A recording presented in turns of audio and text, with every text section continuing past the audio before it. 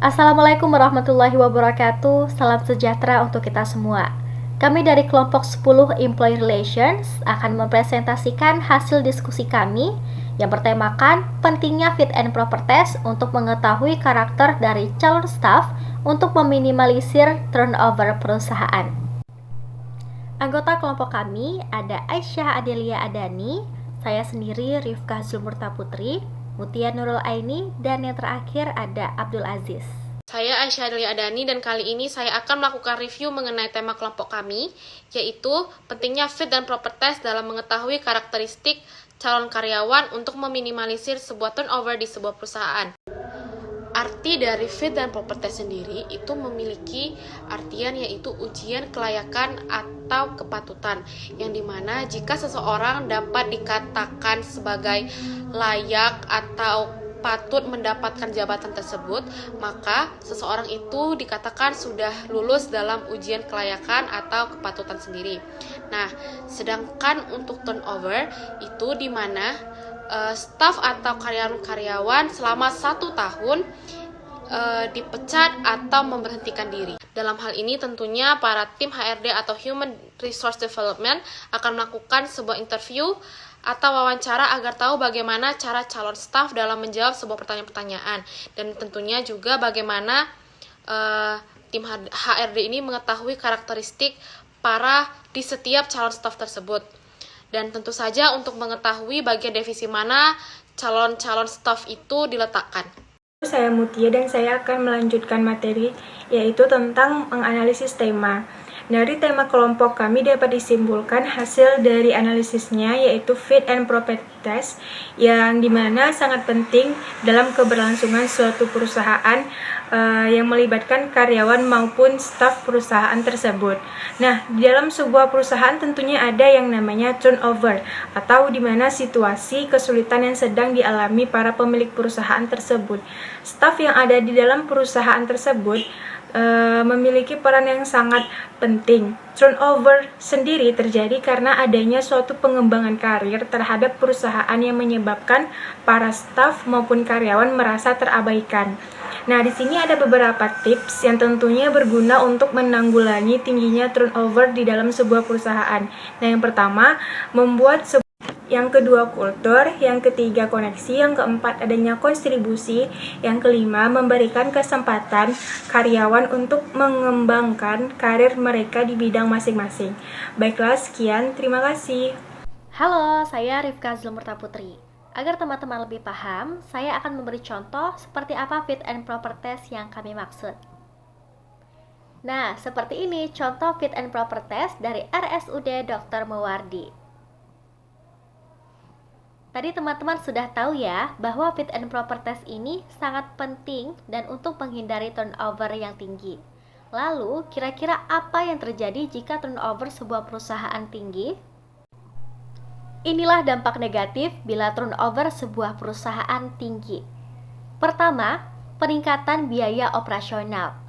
Kalau karyawan berhenti mendadak, tentu posisi di perusahaan akan kosong dan berpotensi menimbulkan kerugian bila salah satu sistemnya tidak bekerja optimal. Kedua, meninggalkan citra buruk. Kalau masyarakat tahu perusahaan kita sering mengadakan oprek, nah berarti menandakan tidak ada karyawan yang betah bekerja di perusahaan kita. Tentu ini akan membuat citra perusahaan jadi buruk. Tiga, kehilangan produktivitas tim. Karyawan lain pasti jadi tidak produktif karena rekan kerjanya resign mendadak dan tanggung jawab akhirnya dilimpahkan ke dirinya. Jika ada karyawan baru pun, pasti ada proses adaptasi dulu ya. 4. Menurunkan kepuasan kerja karyawan. Nah, di sini karyawan akan merasa jenuh dengan perilaku rekan kerjanya yang banyak resign dari kantor. Karena seringnya hal ini terjadi, maka sudah seperti budaya kerja perusahaan bahwa karyawannya suka resign mendadak. 5. Perusahaan kehilangan ahli atau pakar. Nah, kalau ini, bagaimana perusahaan bisa mendapatkan ahli atau pakar jika karyawan yang masih relatif baru masuk saja sudah resign? Bagaimana karyawan tersebut akan berkembang? Dan bagi karyawan lama, mereka sudah jenuh dengan budaya kantor yang karyawannya suka resign mendadak, sehingga mereka kehilangan semangat untuk mengejar karir dan menjadi ahli atau pakar. Saya atas nama Abdul Aziz akan kasih contoh tentang kasus-kasus yang terjadi di perusahaan. Yang saya ambil di sini adalah perusahaan JPI atau disebut dengan PT Jasa Power Indonesia. PT Jasa Power Indonesia ini bergerak di bidang kontraktor perusahaan.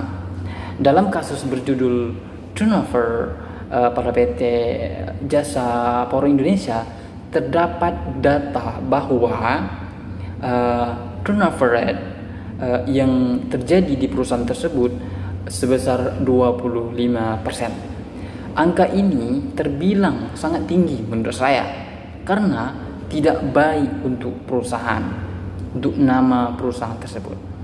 Penyebab yang terjadi tingginya turnover rate pada PT Jasa Power Indonesia adalah diantaranya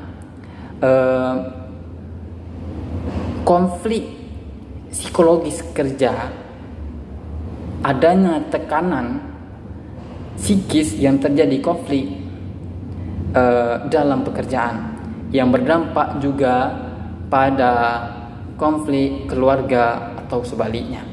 Lalu selain itu, lingkungan kerja yang erat kaitannya dengan employer relation, di mana karyawan tersebut merasa tidak puas dengan kepemimpinan yang dipimpin oleh bagian dari kepemimpinan PT Jasa Power Indonesia tersebut, dan mengakibatkan dengan jenjangnya karir, kompensasi praktek sumber daya manusia atau praktek SDM, hubungannya antar personal dan rancangan tugas pekerjaan. Itu adalah salah satu contoh. Sekian, terima kasih. Assalamualaikum warahmatullahi wabarakatuh.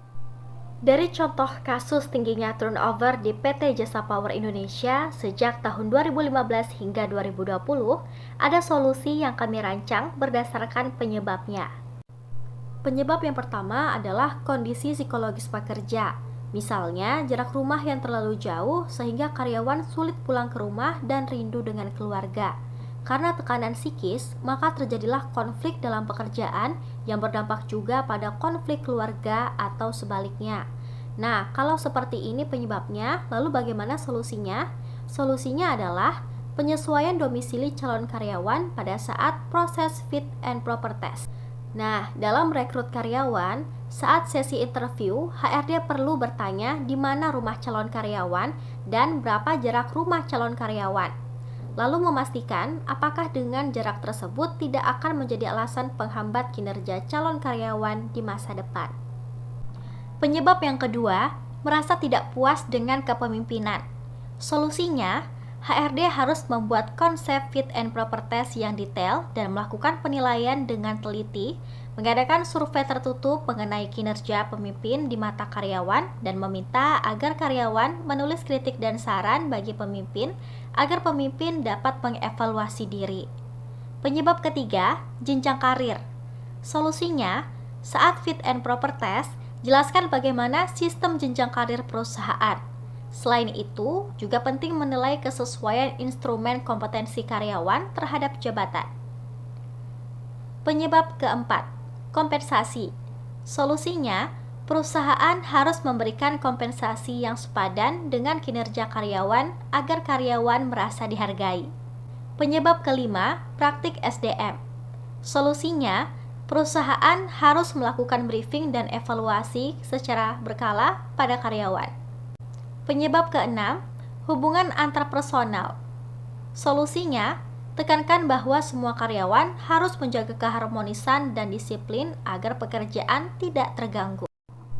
Kesimpulannya, fit and proper test yang baik dan teliti akan menghasilkan karyawan yang kompeten di posisinya, meningkatkan angka loyalitas, dan menurunkan angka turnover, sehingga perusahaan terhindar dari budaya kerja yang negatif. Sekian presentasi kami, semoga bermanfaat bagi teman-teman semua. Thank you for watching. Assalamualaikum warahmatullahi wabarakatuh.